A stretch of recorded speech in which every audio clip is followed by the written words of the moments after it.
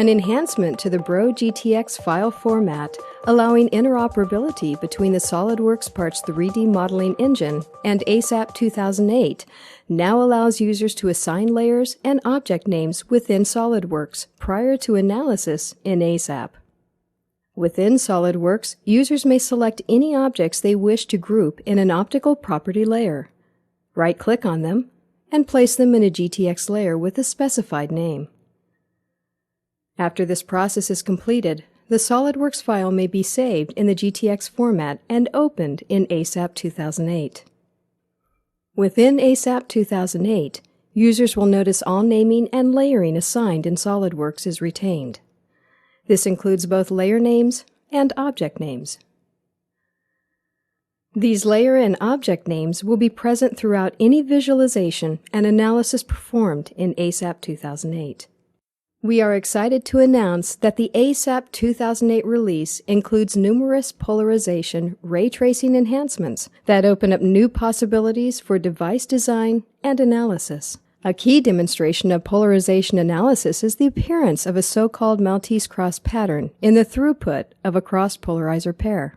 ASAP 2008 is able to show such a result using the new realistic polarizer model. A distorted form of the Maltese cross pattern can be produced when cross-cylindrical lenses with skewed conformal polarizers are analyzed. Another new polarization device type, the Jones element, can be used to simulate a polarization retarder.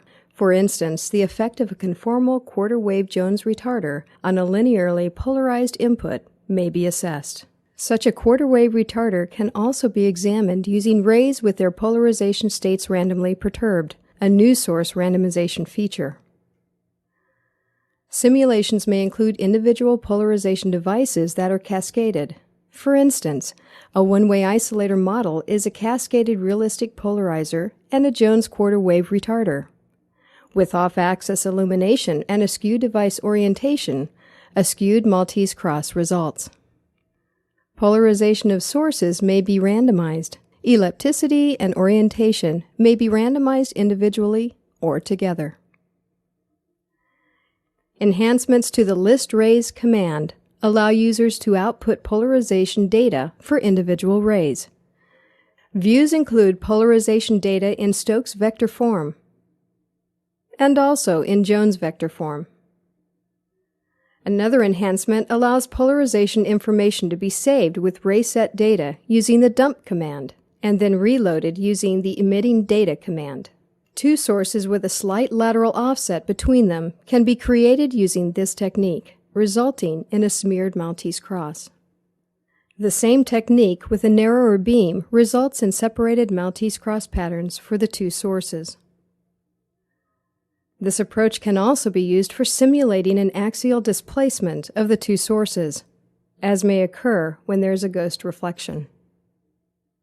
A slight axial twist shows a shift of energy among the peaks, with the shift of one source opposed to the other. Finally, the Poincare sphere visualization tool in the 3D viewer enables graphical examination of polarization states. Each polarized ray is identified by its polarization state, wavelength, and flux. Location on the sphere shows the polarization state. Wavelength is given by the marker shape, and flux may be shown by the color. The flux mapping can even be done in either a linear or logarithmic way, and limits may be set to see fine variations. By pointing to a ray data marker, a detailed set of numerical data are shown in a pop-up box, including index number in the dump file, flux, wavelength, position, direction, and polarization state.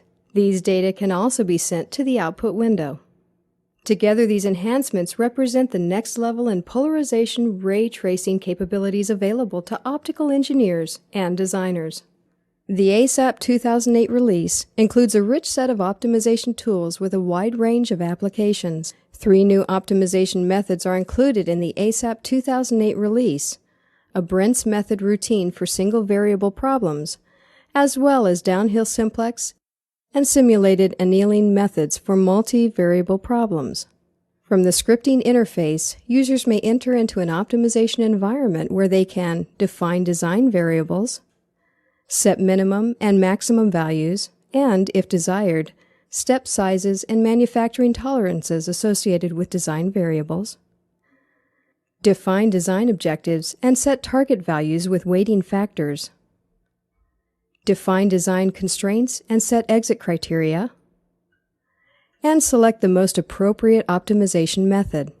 While running an optimization, ASAP 2008 will display numerical and graphical information about all of the trial solutions. Even trial solutions that depart from the ideal solution will be displayed, demonstrating thorough exploration of solution space.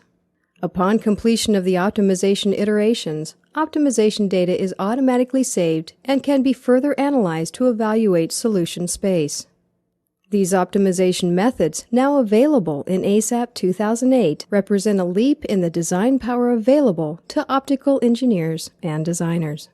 Also in ASAP 2008 is a redesigned HTML help system, benefiting both new and experienced users. Help sections described on the welcome screen include features in ASAP, the ASAP interface, building your system, a step-by-step guide, a quick reference guide, commands and macros, and scripting language concepts. Users can now expect improved help topics, easier access to parent topics and related information, and point-and-click access to example scripts.